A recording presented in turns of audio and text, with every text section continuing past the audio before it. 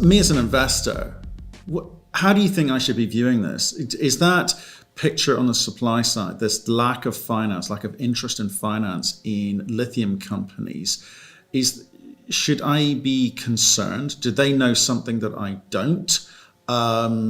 Or should I see this as actually, if there's a company out there, and I bet you're going to tell me you're one of them, can get things right, it's a great opportunity?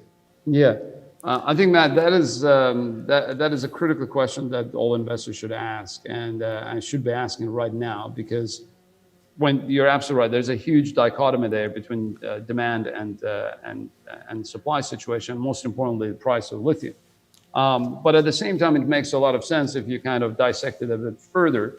When you look at the situation and you say, look, I mean, what's happening here? You know, how come that, you know, we expect so much demand, but at the same time, you know, there's not a lot of financing, not a lot of capital flowing into these companies. I would say one of the simplest and probably most fundamental reasons for that is the cost structure of these projects. So if a year ago, let alone 2.5 years ago, you know, investors, I'm talking both big and individual investors, would basically throw money at all these lithium companies, today they're a lot more selective. Today, they pay a lot more attention to the detail of the project itself, not only just the hype, not only a macro picture, but they want to understand the project. They want to understand technical aspects of the project, because that's what dictates the cost structure. So if you look at the whole situation, you will see that a lot of hard rock producers have very high cost structure. In other words, they produce concentrate, they ship it to China, they convert it in China. If you look at the whole thing, we're looking at probably about between $8,000 and $10,000 per ton of operating costs. At a current lithium price of $7,000 and still declining, I mean, that is not a very good, interesting proposition for any investor. So it is highly unlikely that anyone will be going into hard rock, at least in that part of the world. Now, with the brine situation, there are plenty of brine projects there, let's say in South America, in Chile, in Argentina. But again, now they're not just jumping into any brine project, they're looking at the brine project's merits. You know, they're good projects, for example, I'm talking about development projects in Chile, but they have tremendous permitting issues. It will take years and years before they overcome these issues. So there's a real risk there. Now, if you look at Argentina, the situation with permitting in some of these Argentinian provinces is much better. However, you still have technical issues with some of these projects. So that's why they're becoming a lot more detailed in terms of their due diligence, of their understanding of the project. So if you look at the brine projects, let's stick with Argentina, for example, for instance, they will want to know what the cost structure is. They want to know whether they can actually, if they, you know, smart investors look at the worst case scenario.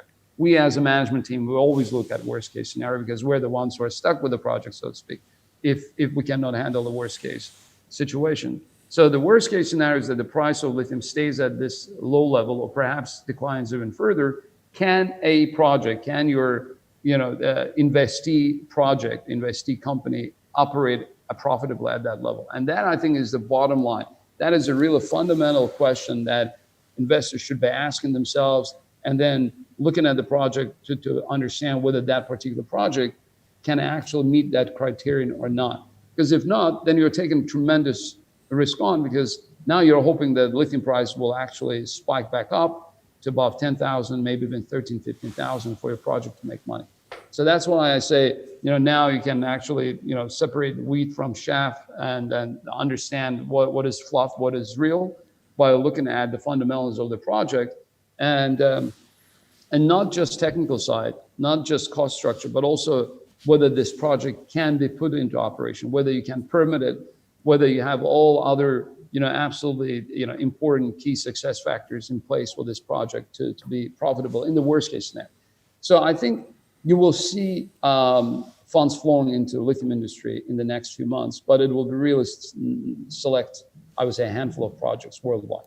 That will, again, those that can literally today operate profitably at the current lithium price. Because if you look at analysts, both from the investment community and from the industry itself, you will see that some of them are quite pessimistic. They're thinking that these low lithium prices are here to stay for quite some time.